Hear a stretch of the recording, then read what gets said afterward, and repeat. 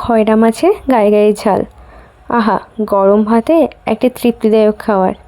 নমস্কার বন্ধুরা, ঘরোয়া স্বাদে বেঙ্গলি রান্না চ্যানেলে আপনাদের স্বাগত জানাই। আজকের রেসিপিটি হলো খয়রা মাছের ঝাল, যেটি করেছি একদম আলু দিয়ে। চলুন রেসিপিটি এখন শেয়ার করা যাক। এখানে 4টে খয়রা মাছ নিয়েছি, ভালো করে ধুয়ে লবণ হলুদ মাখিয়ে নিয়েছি। আর তার সঙ্গে যা যা লাগবে তা হলো পেঁয়াজ বাটা, আদা বাটা, আর নিয়েছি সর্ষে বাটা। এখানে কালো সর্ষে দিয়েছি, আপনারা কালো বা সাদা যে কোনো সর্ষে নিতে পারেন। আর আলুগুলোকে এভাবে কেটে নিয়েছি। প্রথমে কড়াইতে সামান্য একটু সাদা তেল দিয়ে দিলাম, কারণ মাছ এখন ভেজে নিতে হবে। তেল একটু গরম হয়ে গেলেই কিন্তু একে একে করে মাছগুলো ছেড়ে দিচ্ছি। 4টে মাছ একসঙ্গেই দিয়ে দিলাম। এক পিঠ ভালো করে ভাজা হয়ে গেলে তারপরে কিন্তু উল্টে পাল্টে নিতে হবে। দেখুন এখন এক পিঠ ভালোভাবে ভাজা হয়ে গেছে, আর এখন উল্টে পাল্টে নিচ্ছি। এভাবে করে সবগুলো মাছ ভালো করে ভেজে নিতে হবে। এখন লাল লাল হয়ে মচমচে হয়ে গেলেই কিন্তু তুলে নিতে হবে। দেখুন মাছ ভাজা প্রায় হয়ে গেছে। এখন একটি পাত্রে তুলে নিচ্ছি এক এক করে সব মাছগুলো। তারপরে ওই কড়াইতে যে তেলটা বেড়েছে ওখানেই কিন্তু আলুগুলোকে একটু ভেজে নিতে হবে। সামান্য একটু লাল লাল হয়ে গেলেই কিন্তু নামিয়ে নিতে হবে। আলুগুলোকে এখন ভালোভাবে ভেজে নিচ্ছি। আপনারা চাইলে এটি শুধু মাছ দিয়েও করতে পারেন, কিন্তু আলু বেগুন দিয়ে করলে এর স্বাদ কিন্তু দারুণ হয়। এই আলুর মধ্যে একটু সামান্য লবণও অ্যাড করে দিলাম, দিয়ে একটু লাল লাল করে ভেজে একটি পাত্রে তুলে নিচ্ছি। তারপর ওই কড়াইতে যে তেলটি ছিল সেই তেলেতে প্রথমে দিলাম 5 ফোড়ন, তারপরে দিলাম পেঁয়াজ বাটা, তারপরে দিলাম আদা বাটা।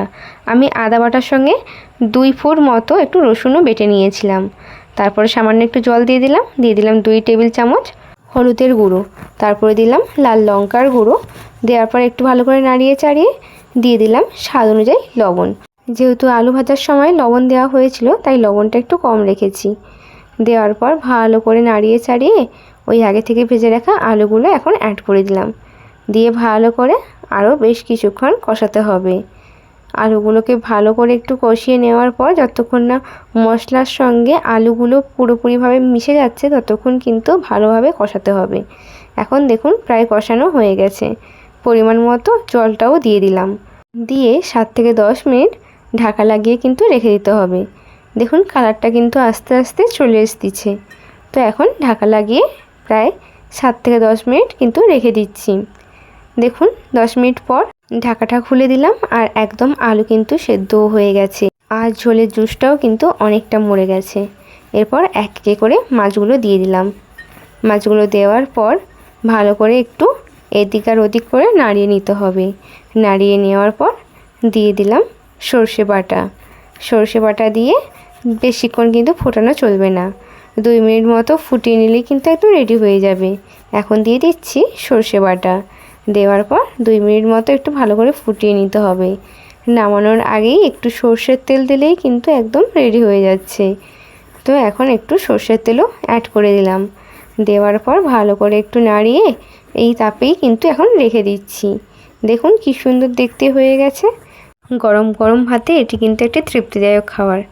খুবই সহজভাবেই কিন্তু আপনাদের সামনে আমি তুলে ধরেছি এই খয়রা মাছের ঝোল। যদি ভালো লাগে অবশ্যই কিন্তু লাইক, কমেন্ট, শেয়ার এবং সাবস্ক্রাইব করে পাশে থাকার অনুরোধ রইল। দেখা হবে নতুন একটি রেসিপি নিয়ে। সবাই ভালো থাকবেন, সুস্থ থাকবেন। ধন্যবাদ।